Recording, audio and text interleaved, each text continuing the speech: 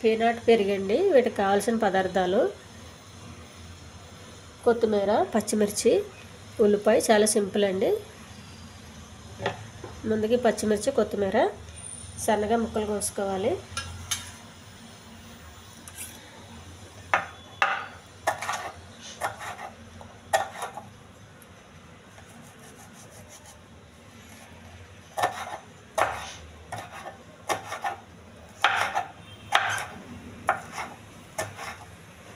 ఉల్లిపాయలు కూడా సన్నగా కొయ్యాలండి.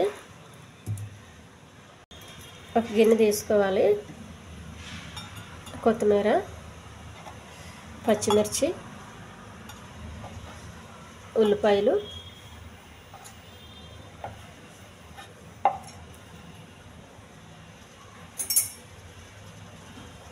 కొద్దిగా బాగా కలపాలి. ఉప్పు ఇష్టమైతే వేసుకోవచ్చండి, వద్దనుకుంటే వేసుకోవద్దు. పెరుగు,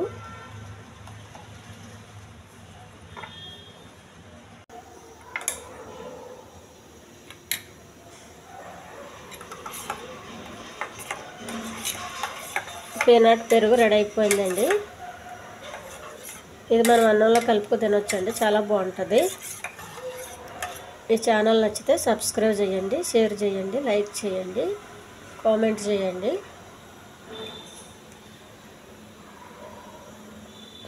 చాలా బాగుందండి. మన పెరుగులాగే ఉంది, బాగా మంచి టేస్ట్ వస్తుంది. పల్లీలు స్మెల్ బాగుంది.